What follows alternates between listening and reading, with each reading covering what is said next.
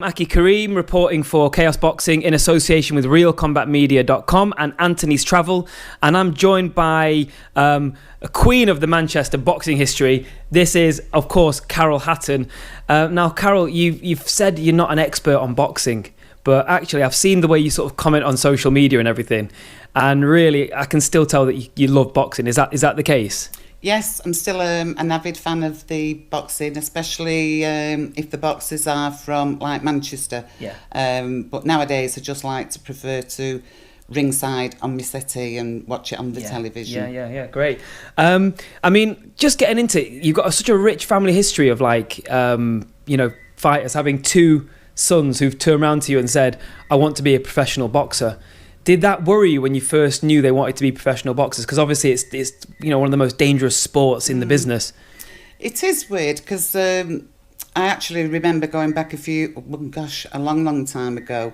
Richard was in school and the teacher was going round, I think he must have been about 11 or 12, asking all the pupils what they wanted to be. I mean, some was answering, want to do this, want to do that. And actually, Richard did actually put, I want to be a professional boxer. Right. And he was only about 11 years old then. Yeah. So Richard's dream was always to be a boxer. Yeah. And what about Matthew? Matthew, I think he wanted to be the next Dennis Law. Right. Because his main sport interest was the football. Yeah. And he was actually quite a good-looking footballer. Yeah. And I think, to be honest, he went into boxing to follow his brother's footsteps. Yeah. I mean, it's widely known that Richard, I think he had about 79, 80 amateur fights. I think Matthew only had about 18. Yeah. So Matthew didn't have the same CV in the boxing. Yeah. But I always knew Richard was going to be a boxer. That was his only dream. Yeah. Where Matthew, he was torn a little bit. Football, boxing. Okay, I'll give the boxing a bit of a shot. Well, it's interesting you say that because actually, Ricky seemed to get more of these sort of high-profile fights, but actually, if you look at Matthew's career, he had some fantastic fights. In particular, one that springs to mind is the fight with Canelo Alvarez. Because Canelo Alvarez was only 20 at the time. He was the next big thing, and the Mexicans absolutely loved him. And he went over there to fight him. And if any of you haven't seen that fight, go and check that fight out. Matthew Hatton versus Canelo Alvarez. Because Canelo Alvarez is trying to knock him out from round one. Yeah. But he showed so much toughness in that fight. I mean, how did you sort of respond to that one? It was well... I think Alvarez is like the modern great, as he is now. I mean, and for Matthew to put such a good performance up on that night, and there was such a big weight difference at the weigh-in. At one point, we thought it was going to be everything was going to be like squashed, and then we negotiated some terms which made the fight go ahead.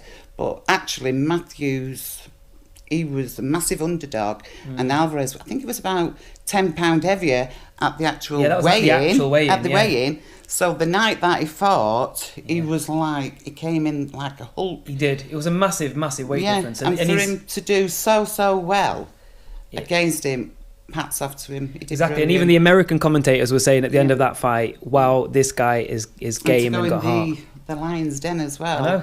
You know, so... It was amazing. Yeah, 10 out of 10. Another fight I remember, this is early on in Ricky's career. This was one where he fought at the Convention Centre in Atlantic City, and actually, it was really early in his career, it was like 1998. I remember seeing some more clips of that fight and thinking, wow, even back then he was showing angles and body shots and he was looking dangerous. But when did you realise to yourself, you looked at Ray and thought, he's going to be a world champion? I think we always knew that he had something special from the amateur days when he was 15, 16. We used to go all around the country, watching him here, watching him there. And he was getting a little bit of a name even then, because when there was like going, say, 5 minutes away from him going in the ring, you could hear this thud, thud, thud, and I thought, bloody Nora. And he used to be punching the walls. Yeah. And people used to be saying, Ricky Hatton's here next, he's good. Ricky Hatton's here next. And I think that's when we realised, he is going to be good. Could be good. Yeah. What's it like as a mother? I mean, I've taken my sister to my little white collar fights and stuff, and she's been going mad at ringside. I mean, can you put in some sort of perspective what it is for a mother to go in and watch your sons in a professional fight at ringside? Are you nervous? Are you worried when they're taking shots? I think a lot of mothers who have sons obviously connected in boxing experience the same things that I experienced all those years ago. Horrible gut feeling, dry mouth, which I used to help cool down with some vodka in my water. Standard. But I think from the other side of things, people used to say and think, how can Carol Hatton sit there at ringside? God, she must be as tough as nails. What a hard cookie she is. Yeah. But the fact was, I wanted to be there. Yeah. Because I'm not being a drama queen, but if anything should have happened or would have happened, I wanted to be there. I didn't want a phone call to say he's in hospital or something's happened to Matthew. I wanted to be there, but it wasn't easy. Far from it. Yeah, it wasn't easy. Right. No, I understand. Can you talk to me about the night that Ricky went in the ring to fight Kostya Tszyu? Because, I mean, was that one of the high points for the Hatton family in terms of a boxing night? That was for the £140 title, I think, and the IBF title. Yeah. I think when my mind goes into rewind, I think as a family, that was our proudest moment. Yeah. And it was 2:00 in the morning, and it was like, crowd was immense. Yeah, immense. Brilliant. The atmosphere was brilliant. And I do remember sitting down next to Frank Warren, and he did say, Carol, this is going to be your kids' night. And I said to Ray, I think it was getting like about 1:45, and I said to Ray, I can't sit here. He said, what do you bloody mean you can't sit here? You've got to sit here. If he comes out and he doesn't see you there, he'll panic. And so I thought, right, I sat there, and all the fans, I sat there, and I remember my cousin, I always remember my cousin Jed, and out of all the faces, I saw Jed. Yeah. And he went, like that. And I went, yeah. And then I was just ready for it. But best night ever for the family, for us all, and of course for Manchester. Exactly. And I mean, that goes down as one of the legendary nights in British boxing as well. I mean, I don't think we got to bed that morning till about 7:00, 8:00. Good, hope you were celebrating hard. Oh God, yeah. And then we went to our local pub the following day, the New Inn, and it was like, it was. I bet you didn't have to buy a drink that day, did you? No, I didn't. I didn't have to take my vodka in my water bottle. It was such a brilliant night that we'll, as a family, we'll never forget. Brilliant. I've been asked to ask you this by someone who will remain anonymous, and he wants to know if there's any fighters that either Matthew or Ricky fought that you really, really hated, and like. I know you're very sort of, you're very respectful and everything, but were there any that you sort of thought, I want him to get you? I've got to say, Junior, hitter, witter. Junior, the hitter, witter. All right, okay. Yeah. What was it about Junior that you that made you not like him? Because you've even put him above people like Mayweather and people like that. So, what do you think? I do respect every boxer that goes into the ring, but the instant dislike. For me, as a mum, I always remember Richard had just fought Jonathan Thaxton. Yeah.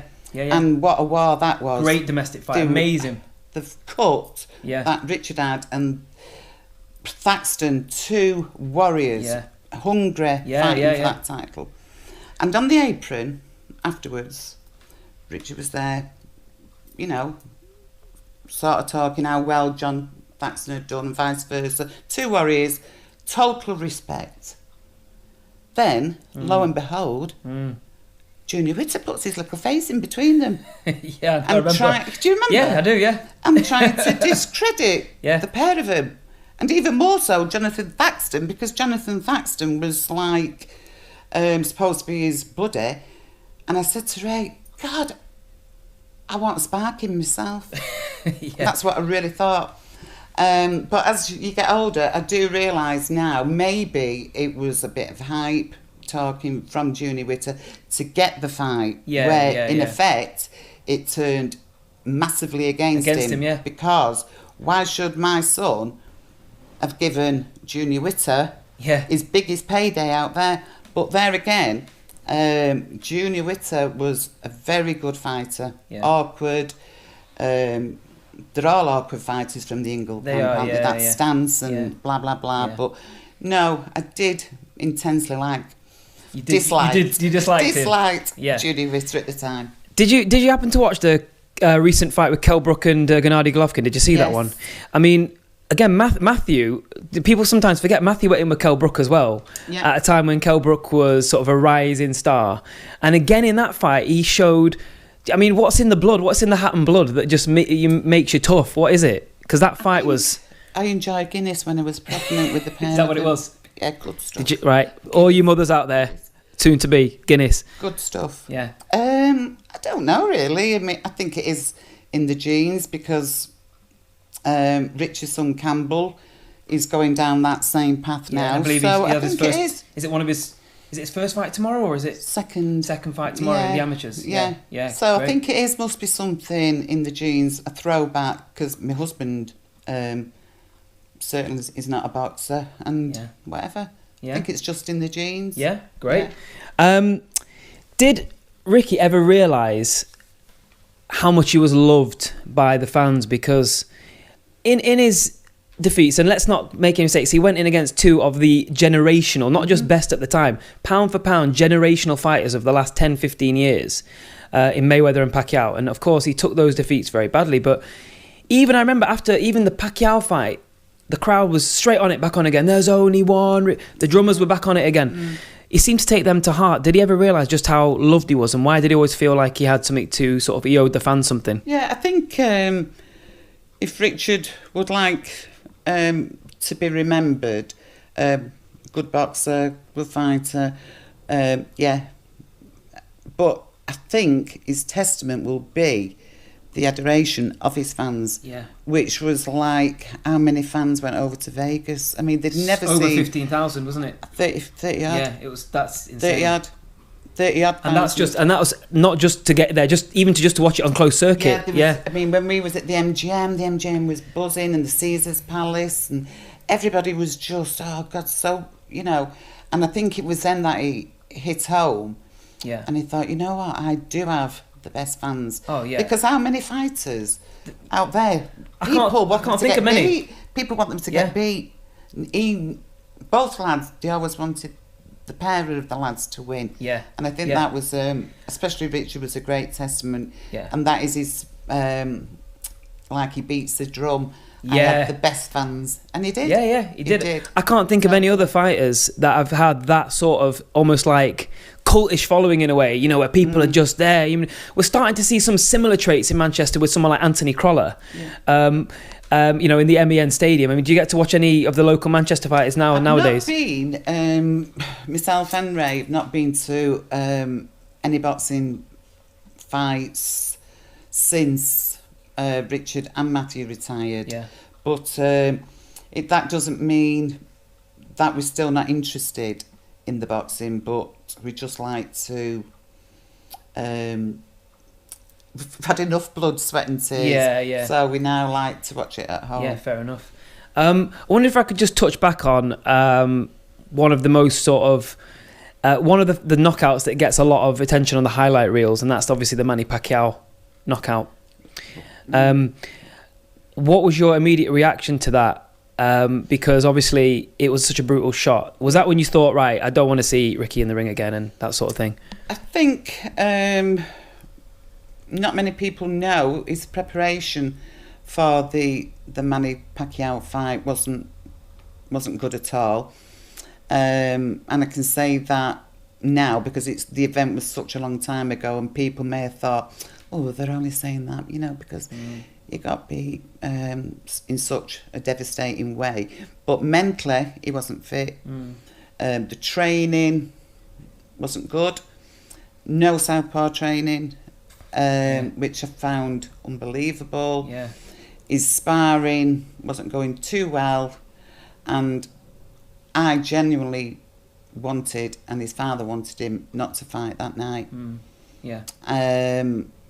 But he did, and consequently, everybody knows the result, but devastating loss for him. I think he felt embarrassed, felt sorry for his fans, family, blah, blah, blah.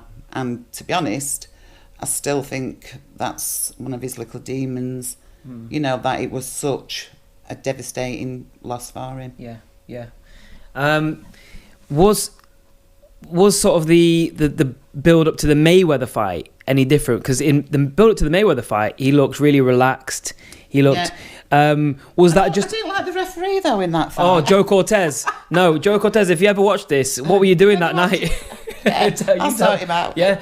He didn't let Ricky work, did he? On the inside, No. didn't let him. He didn't let him sort of clinch and move out of the clinch. He broke him up very quickly. I think he did quite well against Floyd Mayweather, even though he got beat. But no, I think. Were you guys confident ahead of that fight? Were you confident Ricky was going to beat him? Yeah, very confident. The only doubt, hesitation, anxiety, double anxiety was before the Manny Pacquiao fight. Right. We thought he was going over there to Vegas to do the job, and 10 out of 10. What round did it finish? 9, 10? The Mayweather fight. Floyd, yeah, Mayweather, he knocked him out with the check left hook in the 10th round.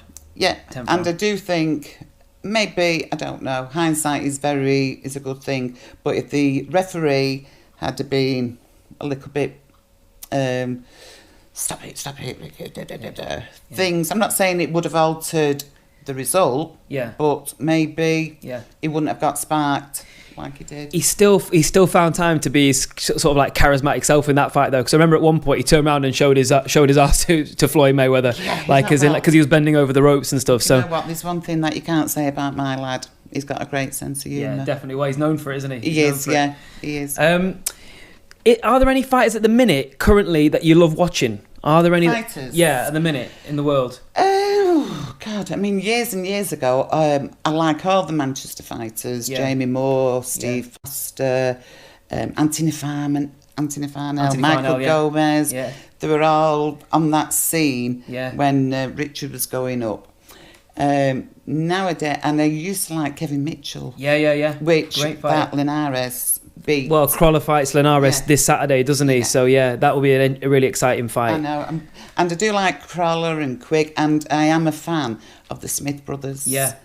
Paul, Steve, Beef. I remember because you were staying up to watch the recent fight with Liam, weren't you? I do think Manchester is buzzing. Yeah, I think at the moment, really, really buzzing. Definitely, and that is in no small part to like the legacy of people like Matthew and people like Ricky.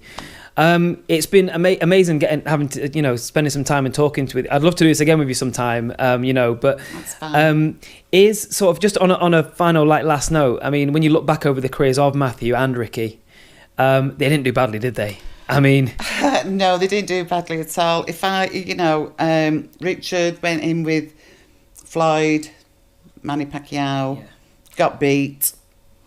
Matthew, Kell Brook, Alvarez. Two lads from a council estate. Yeah. What can you say? Yeah. Had a brilliant time, happy memories, and a very proud mum. Fantastic. Well, listen, thank you so much for speaking to me. It's been really great. Thank you. This is, of course, is Carol Hatton. I'm Aki Karim with Chaos Boxing and RealCombatMedia.com and Anthony's Travel. Thanks for watching.